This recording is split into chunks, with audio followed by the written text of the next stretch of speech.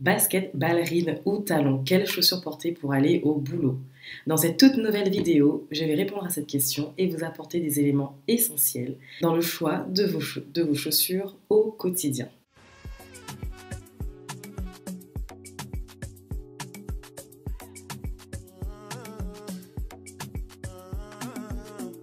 Ici Mélina, votre ostéopathe et coach aquatique. Ma mission est de vous accompagner au quotidien dans la compréhension de vos mots, de votre corps et de votre bien-être. Aujourd'hui dans cette vidéo, on parlera de comment être confortable dans ses chaussures, les éléments à prendre en compte dans le choix de vos chaussures et ce que peuvent provoquer les talons hauts. Il est important de préciser que l'être humain a commencé à se chausser pour protéger ses pieds contre les agressions extérieures et bien évidemment aussi le froid. C'était donc pour une question de confort. Au niveau de la voûte plantaire, donc au niveau de la plante du pied, nous avons des capteurs sensitifs qui permettent à notre corps de s'adapter aux informations reçues de l'extérieur. Grâce à ces capteurs, nous sommes capables de réajuster notre posture pour garder les deux pieds au sol et le regard à l'horizontale. Cependant, les chaussures viennent perturber ces capteurs, car l'adhérence directe au sol sera éliminée par rapport à la semelle, ce qui vient perturber tout l'équilibre podal et postural, entraînant des contraintes physiques et mécaniques qui augmentent les risques de blessures et les douleurs. Mais bien évidemment, on ne peut pas aller pieds nus au travail. Donc, comment bien choisir ses chaussures? Nous allons maintenant voir les éléments à prendre en compte dans le choix de ces chaussures.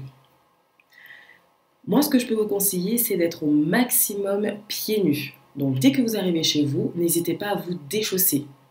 Ensuite, pour le choix de ces chaussures, il est essentiel de ne pas se baser uniquement sur le confort.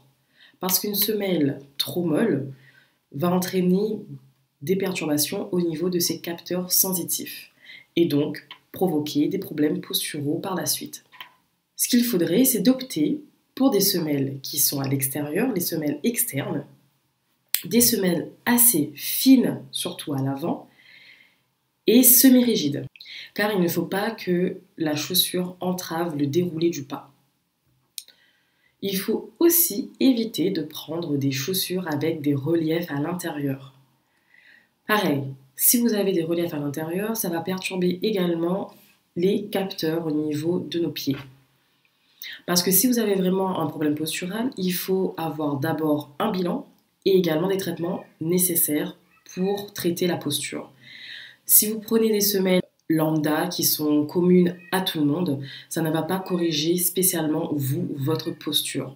Donc n'hésitez pas à consulter pour corriger cette posture qui peut être néfaste et également vous provoquer des douleurs. Passons maintenant à la corde sensible. Ça, c'est pour vous, mesdames. Nous allons donc maintenant parler des talons hauts. Les talons ne sont pas du tout adaptés à une bonne posture et à notre corps, à notre physiologie. Donc, c'est mieux de porter des talons le plus bas possible et le moins souvent possible. Bien évidemment, si vous partez en soirée, moi je suis la première à mettre des talons. Donc n'hésitez pas à le faire. Mais par contre, il ne faut pas que ça dépasse vraiment toute la journée. Il ne faut pas que vous preniez des chaussures à talons toute la journée.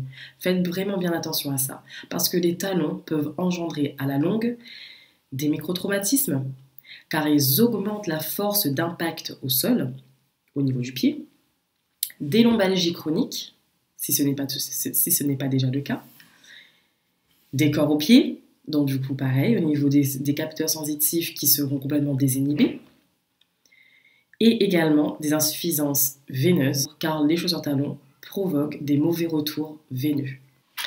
Donc si ça fait longtemps, ça fait des années que vous portez des talons hauts, n'arrêtez pas d'un coup. N'arrêtez pas tout d'un coup de porter des chaussures à talons. Par contre, ce que je peux vous proposer, c'est de diminuer au fur et à mesure ces talons hauts.